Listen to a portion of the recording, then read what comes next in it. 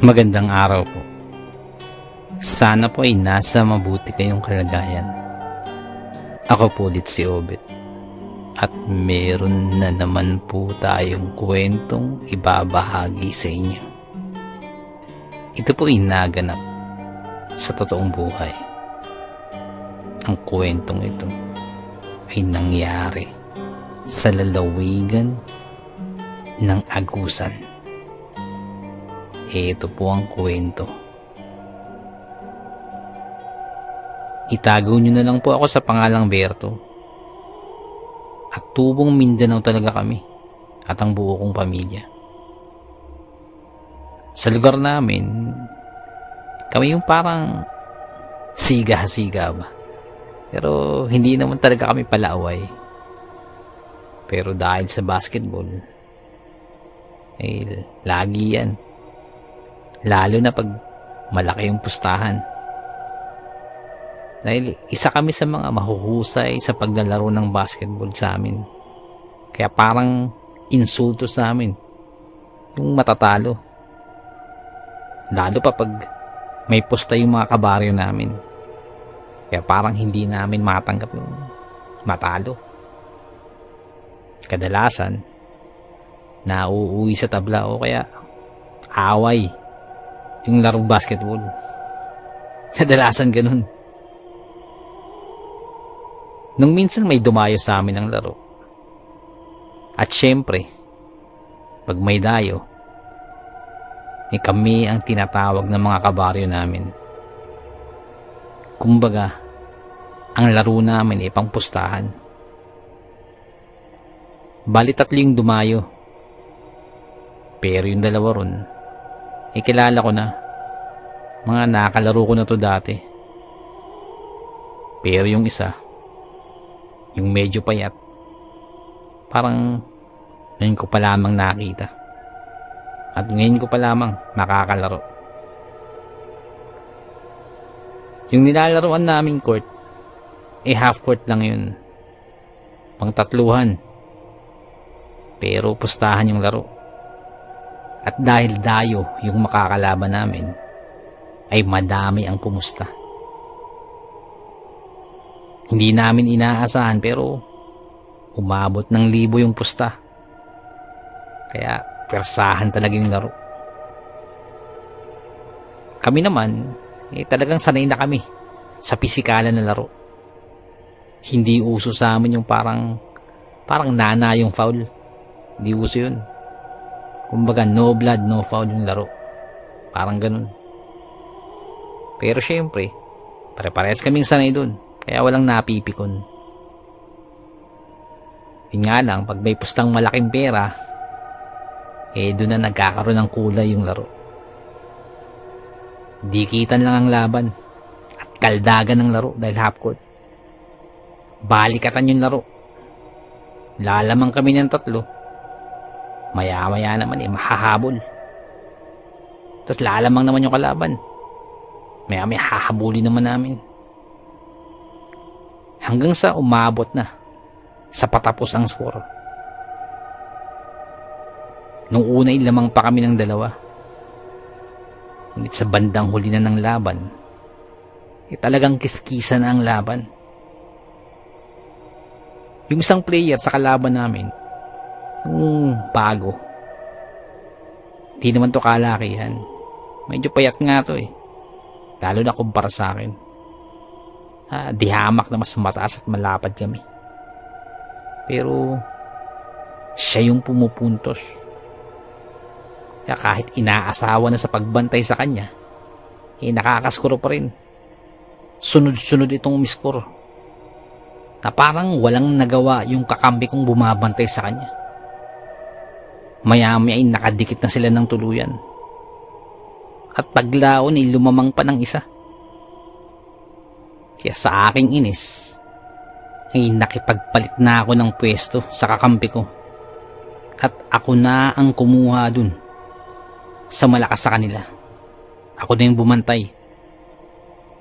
Sa isip-isip ko, titingnan ko yung galing mo sa akin. Kaya habang wala pa yung bola sa kanya, ay pilit na tong pumapwesto sa ilalim para kumuha ng bola. Ngunit pinipigilan ko to. Medyo binabangga-bangga ako ng balikat ko. Yung bandang likuran niya para hindi makapwesto ng sobrang lalim. Ang dalawa ko namang kakampi na sina Jordan at Ibing ay todo bantay din sa mga kalaban namin. Ngunit sa kabila ng mahigpit na pagbabantay ay naitawid nito ang bola at naipasa sa lalaking binabantayan ko. Pero ayos lang dahil medyo nausog ko siya ng malayo-layo sa ring. Pumesto ito at pinostihan ako. Kaya dinikitan ko ng husto. Halos asawahin ko na sa sobrang dikit ko ng pagbabantay. Pagkagalaw nito ay binangga ng balikat niya ang aking dibdib. At sa laki ko sa kanya at lapad ko ay parang nagulat ako dahil naiusog niya ako. Kaya lalo ko pa siyang hinarangan at buong lakas kong pinigilan. Ngunit isang kaldag mula sa kanya at napaatras muli ako. Kaya sa isip-isip ko, lakas nito Kaya tingnan natin. Kaya bukod sa katawan, ginamitan ko pa ng tuhod. Ikinalang ko ang isa kong paa paatras at ang isa kong paa ay medyo inusli ko. Lalo na yung tuhod ko para pag-abang sa kanyang pagpuwersa. At halos ipulupot ko na ang dalawa kong kamay sa kanya para hindi pa ito makapuwersa.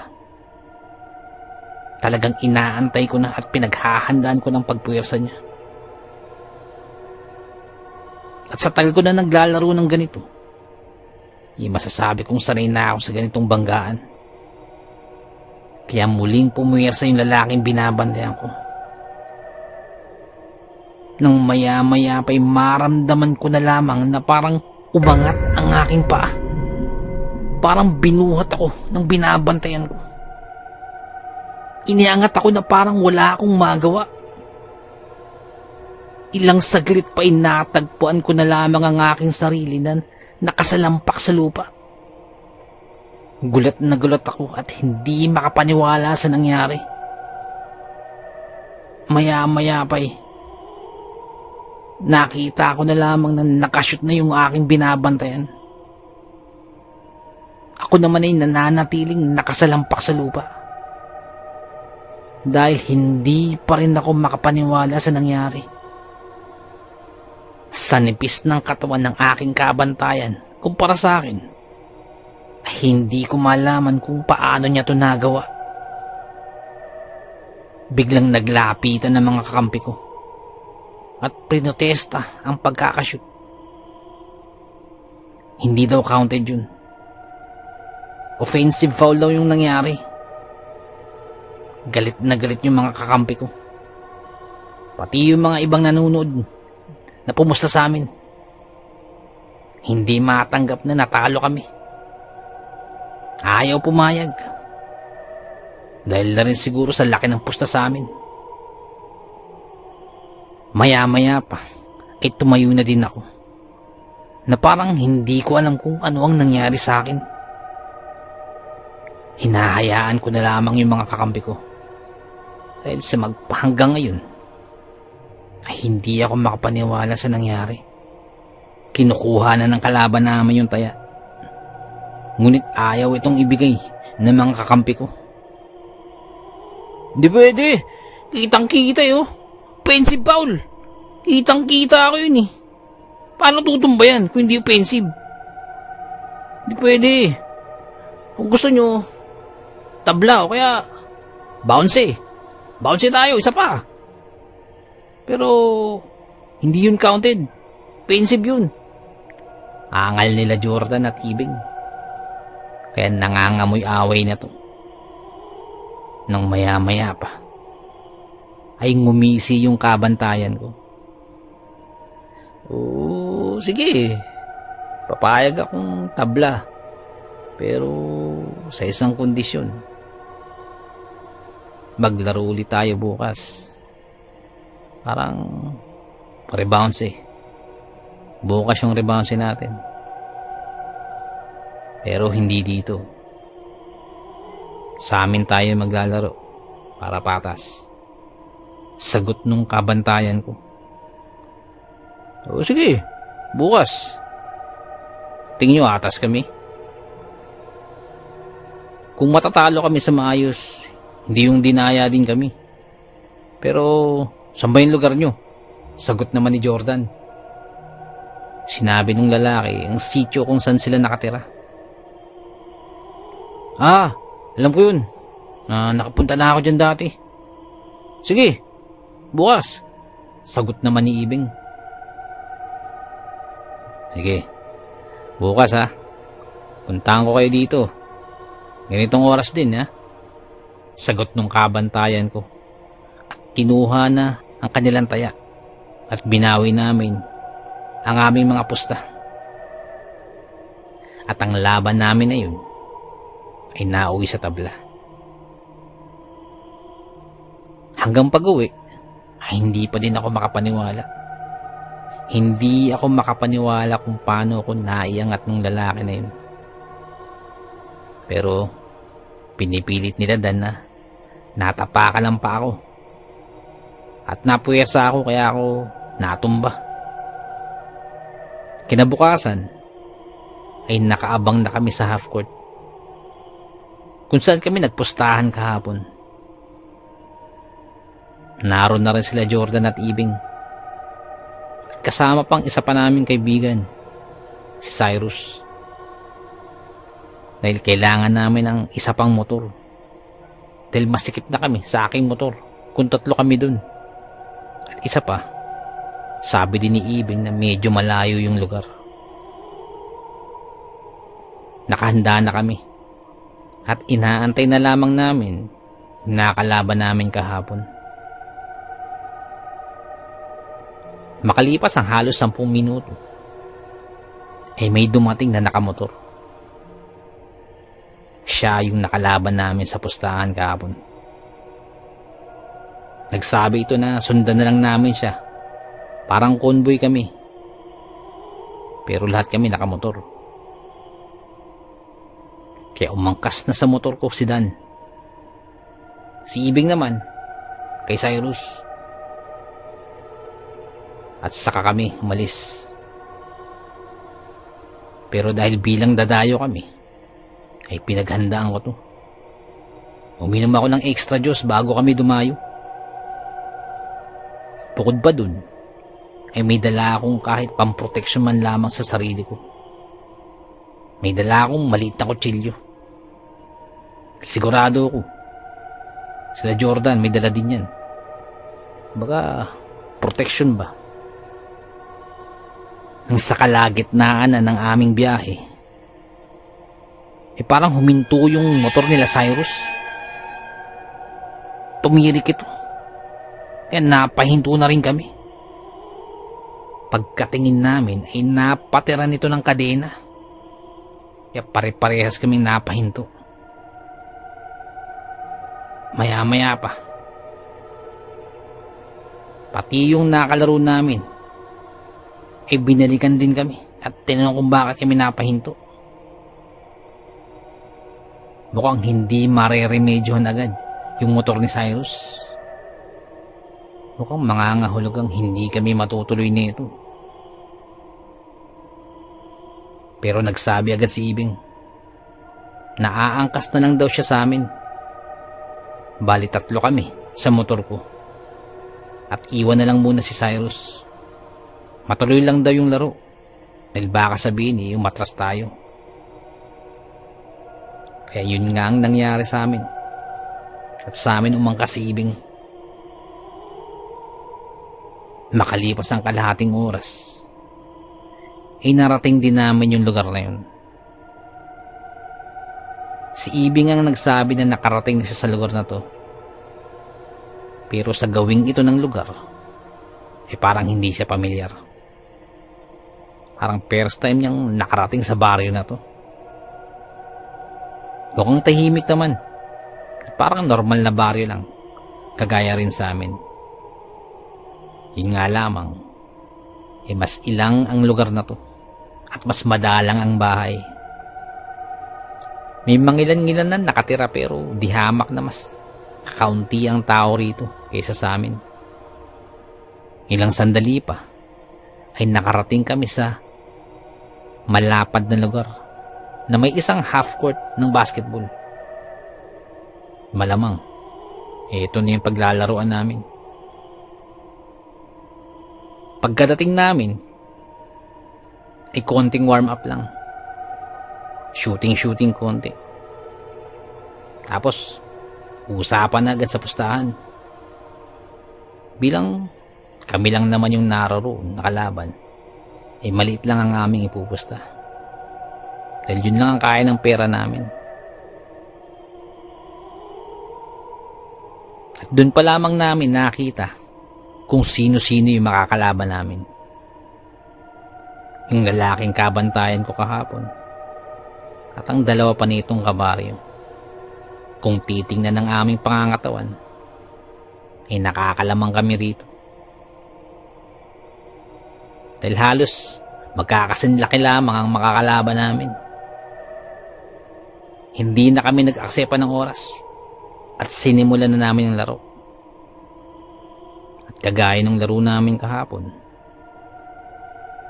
ay maaga kaming lumamang. Sunod-sunod kaming nakapuntos. 3-0 agad yung score. Ngunit humabol naman ng kalaban.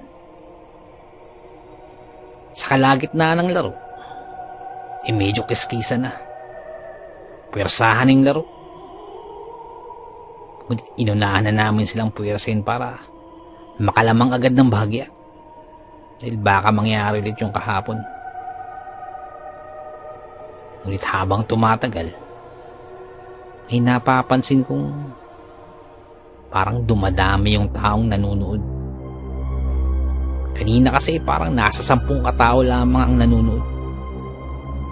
Ngunit ngayon, ay parang naging triple na ang taong nanunood simula kanina. Ayos lang naman sa akin yun dahil normal naman yun pag may larong pustahan. Ngunit hindi ko inaasahan na madami din palang tao rito. Tuloy lang ang laro. Pirasahan. Gitgita ng laban. Hanggang sa muli kaming lumamang ng malaki-laki. At iisa na lang na puntos ang gagawin namin at panalo na kami. Ngunit sa puntong yun ay napansin kong ang lahat ng mga nanunood ay sa amin lang nakatingin. Na parang hindi pinapanood ang aming laro, kundi ang kilos namin ang tinitingnan. Kaya sumimpli ako ng tabi kay Jordan. Dan, tingin sa gilid. Sa atin na nakatingin. Nang mapansin ni Dan, ay biglang umiwas ng tingin ang ibang nanunood sa amin. At yung lalaking nakalaban namin kahapon, ay tila kalmadong-kalmado lamang ito ngayon. Pero parang kakaiba na ang kinikilos nito. May mga galaw ito na parang kakaiba. Parang medyo naging hukot ang tindig nito. At naging malangis ang katawan. Hindi ko naman masabing pawis dahil pagbabantayan ko siya at dumidikit yung katawan niya ay ang lagkit ng pakiramdam. At isa pa, kanina ko pa napapansin yung amoy. Ang baho ng amoy. Hindi ko alam kung ako lang ba yung nakakamoy nun, pero dahil sa dikdikan ng aming laban, baliwala na yung amoy na yun. Ang importante, manalo kami. 1 puntos na lang. Panalo na kami. Bola nila ng sandaling yun. At inaasahan kong ipupuwersa na naman nila sa loob ang bola. at ipoposte. Kaya habang wala pa yung bola, ay nakikipagpambuno na ako sa pestuhan. Kaya kahit wala pa yung bola, nakikipagpambuno na ako sa pestuhan dun sa lalaking nagpaangat sa akin kahapon. Ramdam ko pa din yung lakas nito. Kahit hindi kalakihan ng katawan. Pilit ko siyang iniuusog.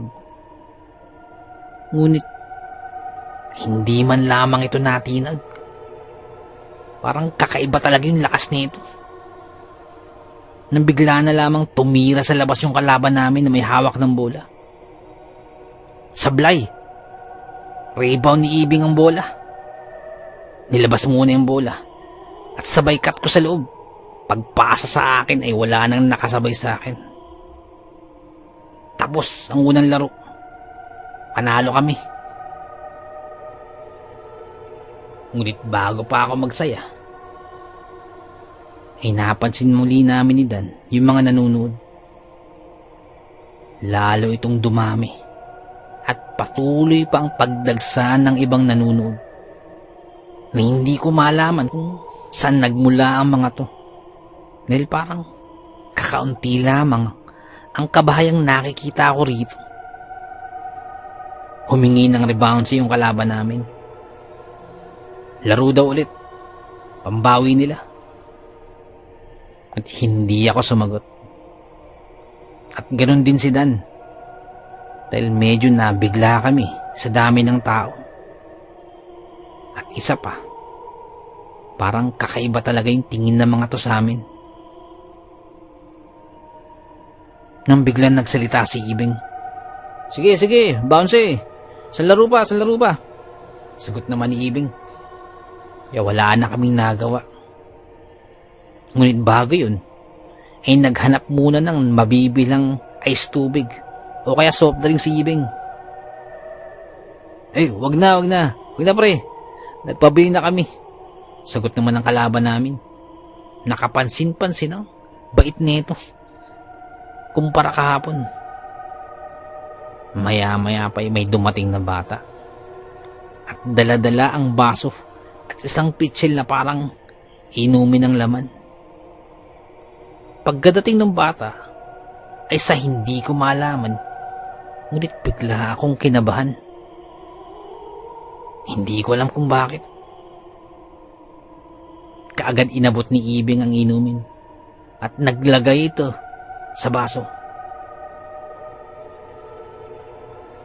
Naisip kong pigilan sana si Ibing, ngunit pagkalagay nito ng inumin sa baso, ay agad nitong nilagok yung inumin. Halatang uhaw na uhaw si Ibing. Sumunod naman si Dan. Siya yung kumuha ng baso. Kaya hinawakan ko na sa balikat si Dan. Kaya napatingin siya sa akin. Ako muna. Uhaw na ako eh. Tugon naman ni Dan sa akin. Kaya gustuhin ko man siyang pigilan, wala rin ako nagawa. Maya-maya pa iniabot na sa akin ni Dan yung baso. Kaya tumanggi na ako. Ngunit ipinilit ito sa akin ni Ibing. Inumin mo na pre, para may lakas tayo sa laro, sabi ni Ibing. Ayokong abutin yung baso. Ngunit lahat ng tao ay nakatingin sa akin na parang inaantabayanan na abutin ko yung baso. Ayokong abutin pero baka mapahiya naman ang nagdala ng inumin.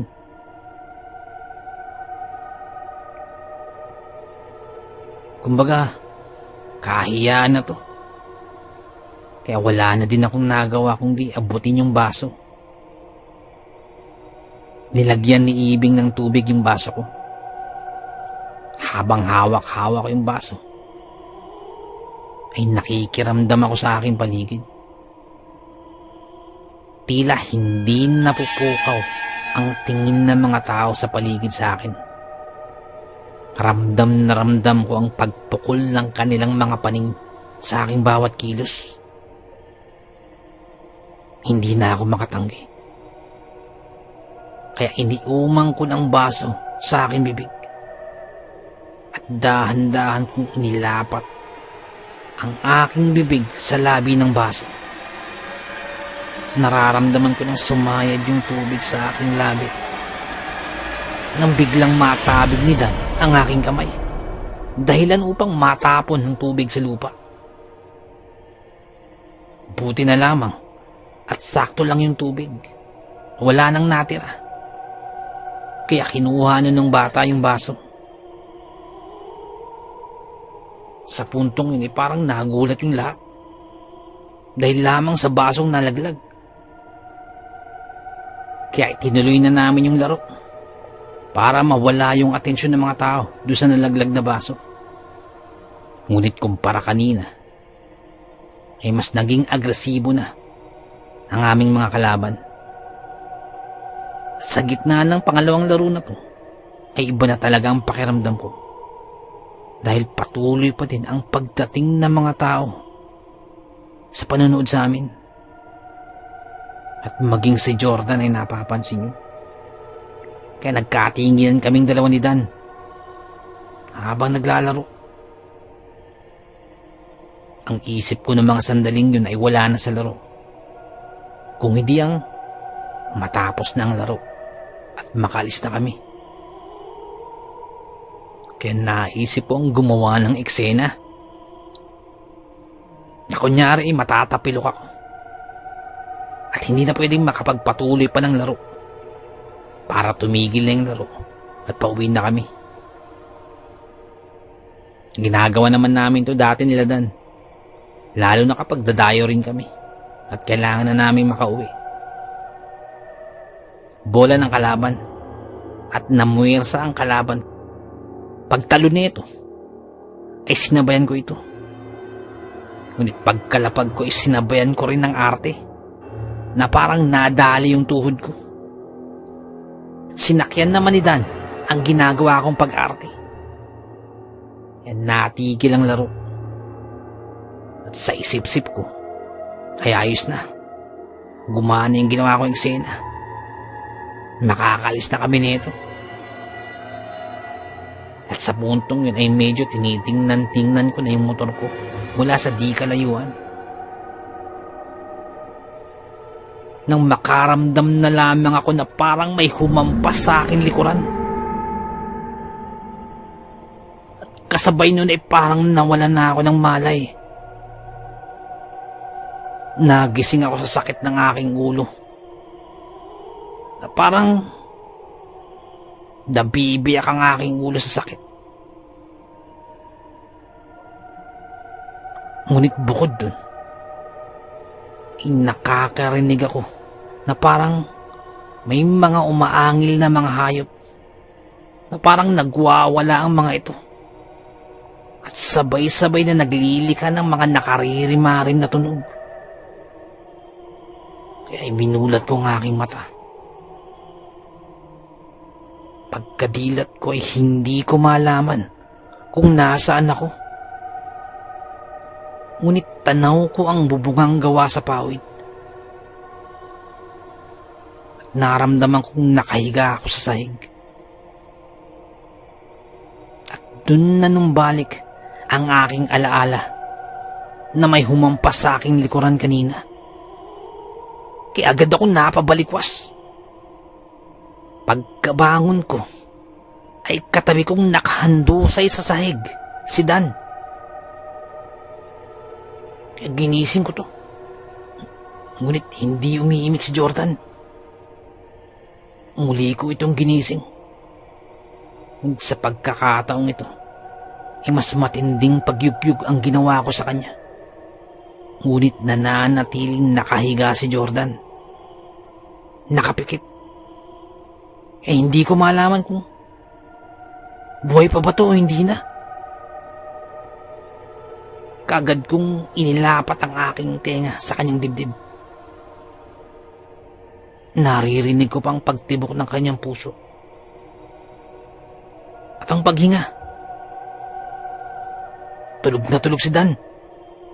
Kaya muli ko itong ginising. tinapik-tapik ko na yung mukha ni Dan para magising.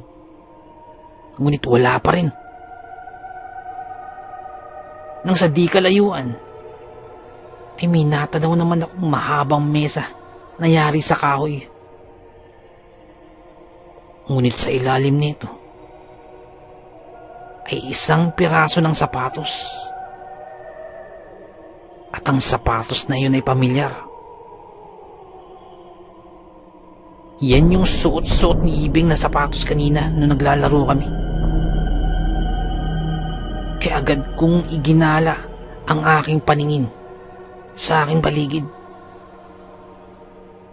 Dahil simula pa kaninang pagkamulat ko ay hindi ko pa nakikita si Ibing.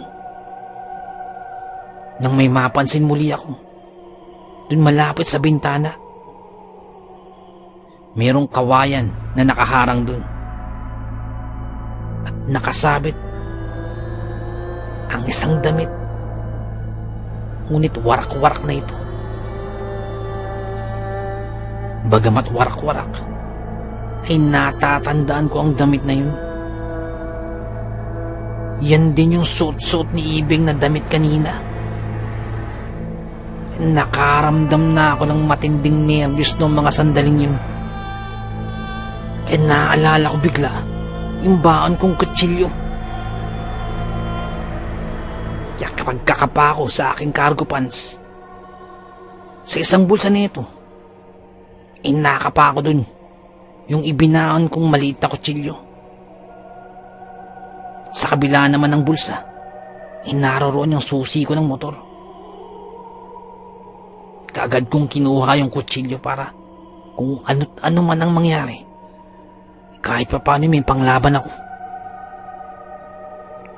Pilit kong pinakalma ang aking sarili at muli kong ginising si Dan. Pinagsasampal ko ng mukha nito para magising. Ngunit walang epekto. Nananatiling tulog ito. Kaya pinilit kong buksan ang talukap ng mga mata nito para lamang magising. Ngunit wala pa rin. Nang maya-maya pa, parang nakarinig ako ng mga yabag na parang papalapit sa aming kinaroroonan. Noong mga sandaling yun, ay patuloy pa din ang hiyawan na naririnig namin sa labas, na parang may umaangil na mga hayop. Ngunit rinig din ang mga yabag na papalapit na nang papalapit din. Kaya naghanap ako ng pwede kong pagtaguan. Nang bigla na lamang may humawak sa aking braso. Kaya agad kong inuumang ang hawak-hawak kong kutsilyo. Itatara ko dun sa kung sino man yung humawak sa akin. Isasabay ko na sa pagpihit ko. Pre, ako daw si Dan. Pagkadinig ko nun, ay agad kong napigilan ng aking sarili. Pagkapihit ko ay si Dan nga. Ngunit kitang-kita ko sa kanyang mukha ang sakit na dinaranas. Pare, may tamang pa ako. Hindi ako makakalakad. Binalian nilang isa kong paa. Sambit ni Dan. Sino? Sino may gawa niyan? Tanong ko. Pare, tumakas ka na. Malas natin. Ang sityo ng mga asongko na puntahan natin. Sambit pa ni Dan, na tila ay nagdidiliri na sa sakit mula sa pinsala sa kanyang paa. Nang biglang may nagbukas ng pintuan at pabalagbag itong binuksan. Pagkabukas ng pinto ay kitang-kita ko ang mga nilalang na yun. Dalawa sila. Naanimoy hayop ang mga kilos. Kitang-kita ko ang mapupula at mga nanlilisik na mga mata nito. Tayo-tayo mga buhok. At Umaalingasaw ang amoy nitong napakabaho.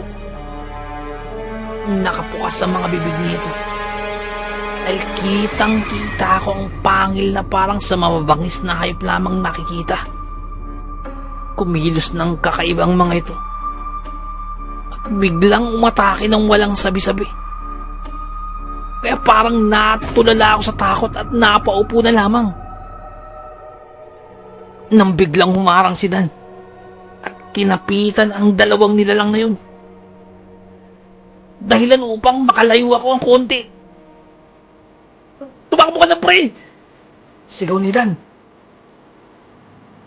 Agad-agad akong napatayo sa akin kinauupuan. Ngunit hindi ko alam kung saan ako pupunta. Naharangan na nila yung pinto palabas. Ngunit parang may bumulong sa akin. Natalunin ko na yung dingding. Dahil sa sobrang takot, ay walang ano-ano, tinalon ko na lamang ang pawid na nagsisilbing dingding ng kubo na yun. At sa lakas ng aking buwelo, ay lumusot ako sa pawid. Nakalikha ako ng paraan upang makalabas sa kubo na yun. Ngunit nakarinig pa ako ng sunod-sunod na angin mula sa loob ng kubo. At kasabay naman nun ay ang isang malakas na tunog na parang may nabagsakan ng malaking bato. Sumunod naman nun ay ang matinding palahaw ni Dan na parang dumanas ito ng napakatinding pasakit. Kaya lalo akong napatakbo habang nasa labas ng kubo. Tumakbo na lamang ako ng tumakbo kahit madilim. Hindi ko alam kung saan ako patungo. Tumakbo lamang ako ng tumakbo dahil sa sobrang takot. Nang mapansin ko na lamang na parang malapit na ako sa Half-Court dahil sa aninag mula sa liwanag ng buwan. Nakikita ko ni Half-Court. Kaya biglang nabuhayan ako ng loob. Dahil malapit lamang doon nakaparada ang aking motor. Tumakbo ako ng tumakbo. At agad kong hinahanap yung motor ko. Ilang sandali pa'y nakita ako ng motor ko, ngunit nakahiga na ito sa kalsada. Itinumba ito. Kaagad-agad ko itong tinungo. Itinayo ko agad ang aking motor.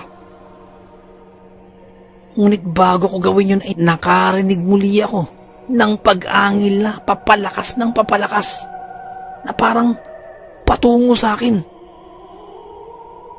Agad ko nang binunot yung susi ng motor. Nanginginig ang aking katawan dahil sa takot. Maging ang aking kamay ay nanginginig. At dahil doon ay hindi ko ma-shoot yung susi sa motor. Papalapit yung tunog ng pag-angil. At parang hindi lamang ito nagmumula sa isang, ngunit marami ito. Tarantang-taranta na ako. Kaya habang sinusubukan kong i-shoot yung susi sa motor, ay humihingi na ako ng tulong sa Diyos. Napadasal na ako nang wala sa oras. Humingi ako ng suklolos sandaling yun. Nang bigla akong na-shoot yung susi sa susian ng motor. Hindi ko na panatagal to. Pag-click ko ay umandar bigla yung motor. Kaya sumampa na agad ako. At kaagad-agad kong pinaspasan ang andar. Ngunit sa aking gilid ay naririnig ko pang pagkaluskos. May mga nakakasabay pa rin sa akin habang nakamotor akong tumatakas. Kaya lalo ko pang hinataw. Lalo ko pang piniga ang silinyador ng aking motor. Sa sobrang takot ko'y halos lumilipad ng andar ng aking motor. Maya-maya pa'y natagpuan ko na lamang na nakalabas na ako sa baryo na yun. Ulit hindi pa din ako naging kampante. Tinuloy-tuloy ko lamang ang motor hanggang makauwi ako. Abot-abot ang aking takot. Pagka-uwi ko ay kaagad kong ikinuwento yun sa aking pamilya, sa aking mga kapatid, para makahingigad ng tulong sa mga otoridad. At nung gabi rin yun, ay pumunta kami sa pinakamalapit na police station. Inilihad kong nangyari. Ngunit halos hindi makapaniwala ang mga pulis sa aking sinabi. Hindi ako pinaniniwalaan ng mga pulis na naka-duty nung mga sandaling yun. Napag-alaman ko din na karamihan sa mga pulis dun ay hindi talaga taga sa amin. Ang iba'y taga ibang lugar. Ang iba'y taga Maynila pa. Ngunit iginiit ko pa din ang aking naranasan na dapat mapuntahan namin yun dahil naroroon pa sila Dan at Ibing. Kaya gamit ang mobil ng pulis ay binalikan namin ang lugar kasamang iba kong kapatid. Nakita namin muli yung lugar na napuntahan ko kanina. Ngunit nagpaikot-ikot kami dun. At halos naubos namin ang 2 oras dun. Ngunit wala kaming nakitang sityo na pinanggalingan ko kanina. Ni kahit yung half court ay hindi ko makita. Kaya parang pinagtatawanan na lamang ako ng pulis. At maging ang mga kapatid ko ay parang napahiya. Na iniisip nila parang gawa-gawa ko lamang ang lahat. Kaya bumalik na lamang kami. Hanggang sa abutin na kami ng umaga sa presinto. Hindi nila ako pinaniniwalaan. Ngunit mariin kong iginiit na may lugar na puro aswang. At naroroon pa ang aking mga kaibigan. At muli kong iginiit na kailangan namin silang mailigtas. Muli kong nakiusap. At sa huling pagkakataon, pinagbigyan ako ng hepe ng police station na yun. At nang papalis na kami, biglang may nagpakitang tao sa labas ng police station at hinahanap ako. Nang aking tingnan, si Ibing ang nakita ko. Suot-suot ang damit na nakita ko sa lugar ng mga aswang. At maging ang rubber shoes niya, suot-suot niya. Kaya lalong naging katawa-tawa ako sa harapan ng mga pulis. At lalong hindi ako pinaniniwalaan ng maging mga kapatid ko. Halos mabaliw-baliw ako sa takot ng mga sandaling yun nung makita ako sa Ibing. Sa sobrang takot ko, ay pinagkamalan na akong nasisiraan ng bait. Sa sobra kong pangamba, ay umalis ako sa aming lugar.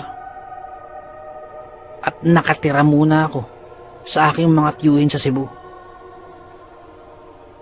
Hanggang sa makarating na ako ng Maynila dahil isinama ako ng aking mga pinsan. Pagkadating ko ng Maynila, ay naka-extra naman ako sa trabaho. Hanggang sa dito na rin ako nanirahan. 15 taon nang nakalipas simula nung mangyari yun. Simula nun, ay hindi pa ako nakakabalik sa aming baryo sa Mindanao. Kung uuwi ako sa probinsya namin, ay hanggang sa Cebu lamang ako. Dahil sa takot ko na baka mabalikan ako ng aswang. Napakaiwaga ng ating mundong ginagalawan. Napakaraming bagay ang mahirap ipaliwanag, pero nagaganap. Hanggang dito na lamang po. Salamat po sa pakikinig. Magandang araw po.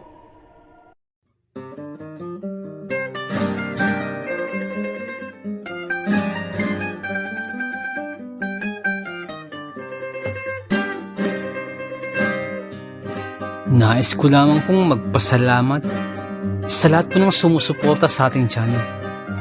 Sa lahat po ng ating mga subscribers, mga listeners, at mga silent listeners po natin. Maraming salamat po. Ganun din po sa ating mga OFW listeners mula po sa iba't ibang bahagi po ng mundo. Maraming salamat. Ganun din po sa mga silent listeners po natin at sa mga listeners po natin mula po sa iba't ibang kapuluan po ng Pilipinas. Maraming salamat po. Sa mga nagpapadala po ng kwento, sobrang salamat po. Sobrang laki pasasalamat po.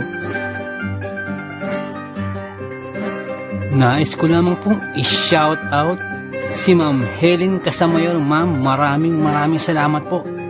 Isa po sa masugid natin tagapakinig po mula pa po nung nasa Saudi pa po siya. Maraming salamat po, Ma'am Helen Casamayor. Isa po sa ating mga silent listeners. Sobrang salamat po. Sana po, ingat po kayo dyan palagi. Maraming salamat po. Nais ko lamang pong i-shout out si Boss Marlon ng Di Masalang. Boss, shoutout po. Maraming salamat po sa pakikinig. At nais ko rin pong i-shout out si Ma'am Dalisay Concepcion. Maraming salamat po sa pakikinig. Shoutout po sa inyo, ma'am.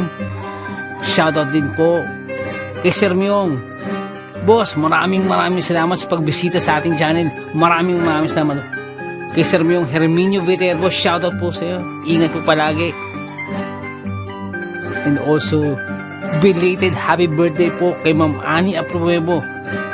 Belated happy birthday po. More birthdays to come, more blessings and good health. Shoutout po sa inyo. Maraming salamat po. Nais ko lamang pong i-shout out si Ma'am Mary Asilar dyan po sa may UK. Shoutout din po kay Ma'am Annie Apruebo, kay Ma'am Annie Viloria, at kay Boss Baby Langka. Shoutout po. Maraming salamat po. Shoutout din po kay Ma'am Janet Verga dyan po sa may Qatar. Shoutout po. Kay Ma'am Liza Arcega. Shoutout po. Shoutout din po sa Manhattan Hamburger dyan po sa may Bukandala 3, Imus Cavite. Shoutout po sa inyo. Ganun din po kay Boss Fernando Marcos. Shoutout po. Shoutout din po kay Ma'am Christy Harm dyan po sa may Hamburg, Germany. Shoutout po. Ganun din po kay Tata Estong Nestor Bauyon dyan po sa may London, England. Shoutout po. Kay Boss Jing Fensalida, isa po sa ating mga silent listeners. Maraming salamat po. At kay Boss Bobby Gonzales at sa Gonzales family, shoutout po. Maraming salamat po, boss. Ganun din po kay Boss Camelo Aroy, shoutout po. Kay Boss Malvin Esquera, boss, shoutout po. Kay Boss Miguel Doris Kibel, shoutout po. Kay Ma'am Imelda Pascua. Kay Ma'am Elizabeth Arnaiz, shoutout po. Kay Ma'am Rosie De Mesa, shoutout po. Kay Boss Haz dyan po sa may Saudi, shoutout po. Salamat din po kay Boss BK. Salamat sa milk tea, shoutout sa iyo. At salamat sa suporta, shoutout po. Salamat din po kay Ma'am Eileen Rodriguez. Shoutout po, ma'am, sa mga suggestion. Maraming salamat po. At sa mga hindi ko po nabanggit, pasensya po muna. Pero sa next time po, i-shoutout po natin yan. Maraming salamat po.